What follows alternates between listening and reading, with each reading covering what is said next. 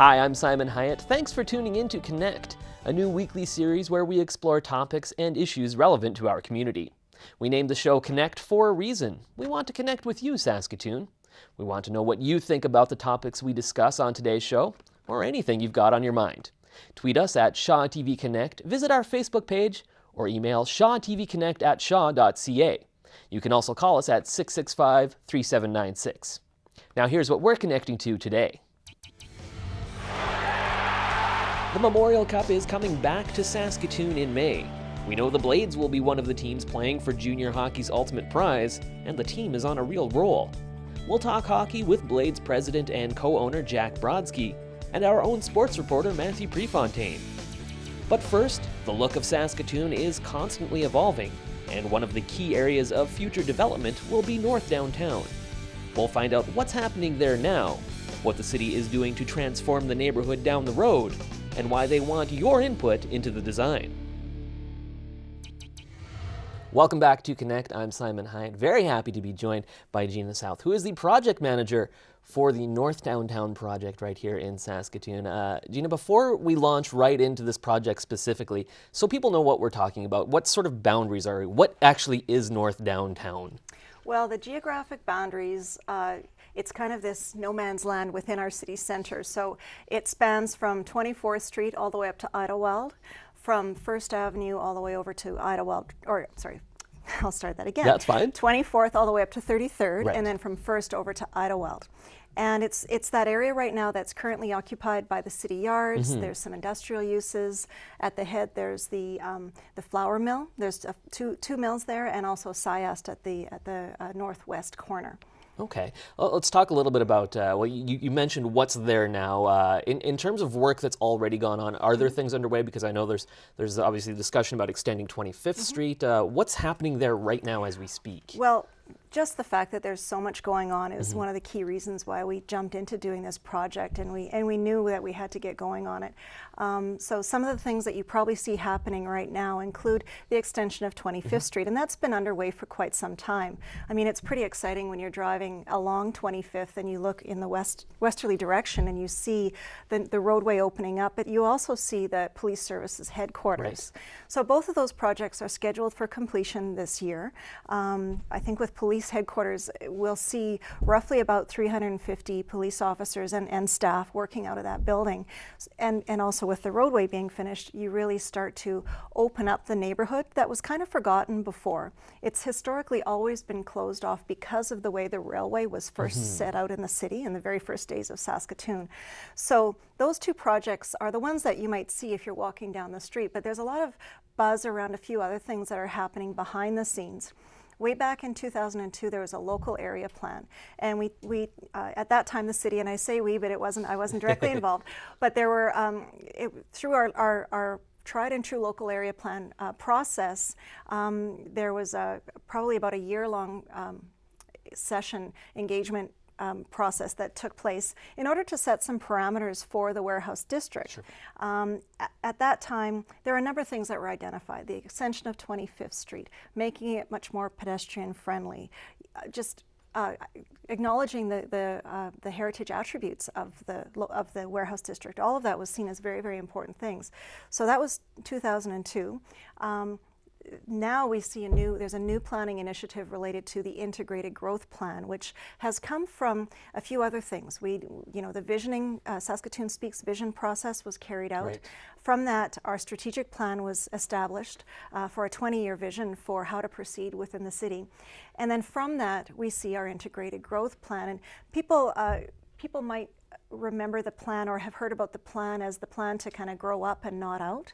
It's an approach for a balanced, looking at some balanced growth around the city to ensure that we don't continue to only grow out and see much more traffic congestion, much more infrastructure costs, much more tax increases. So this notion of finding some strategic places and corridors through this integrated growth plan are, the North Downtown ends up being almost a demonstration project for the integrated growth plan. So it's quite exciting. The integrated growth plan and its implementation is being very carefully considered now, and it's unrolling in pieces. And then the North Downtown, although it's working in parallel with that, it's very much connected to the integrated growth plan. And there's one more piece I want to tell you about. Absolutely. Okay, so the city's also working on a city center plan that replaces our old downtown plan. Okay. The city center plan takes a new look at not just our downtown, but also the corridors of College Drive, Broadway, and 20th Street. And it's a piece related to planning and policy. It relates to trying to get to that goal where we have more residential uses in the downtown, vibrant mixed use, pedestrian friendly, linking our green spaces. All of these things that really make fantastic city centers. So that's a piece. It's considered to be, the piece that's underway now is sort of the third phase, but it's a very, very important piece in describing how our city center will grow.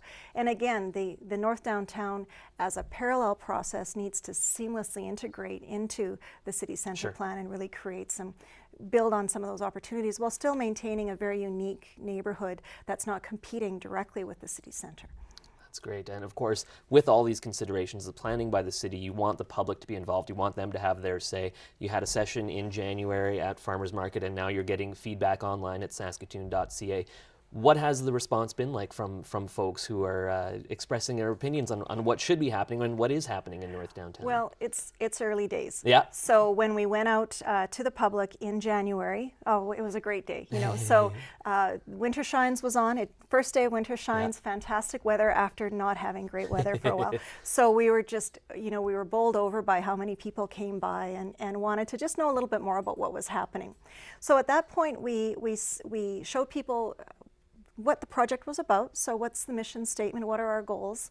Including a sustainable neighborhood, this people-friendly, vibrant place, basically building on the heritage attributes, those types of things. So the background vision for the site, asking them to tell us whether they agreed with it or not, but also what are some of amenities, what are certain things that people might want to see in the neighborhood. So I like to kind of put it in a simple way. We didn't actually put pencil to paper at that point. We weren't coming out with any kind of master plan. Instead, we were asking people, what are the strengths of the site? What are some of the weaknesses? What type of connections might you want to see? How, what do you think identifies that site? How do you value the heritage attributes on the site? So certain things like that. That's what we asked people. And again, we had a very good response to that event. We're also talking to stakeholders that are connected to the site in some way. They either work on the site, they live nearby or on the site, not within the industrial area, but along 24th there are some very substantial residences there, and also some of those neighborhood communities too. Caswell Hills City Park. Those are people who are very interested in seeing this project go forward. Okay. So what we're hearing from people, again, concerns are connections, either there aren't enough connections or just making sure that those connections are done well. They're asking us about what will it look like, what kind of uses will we see, will there be green spaces? Sure.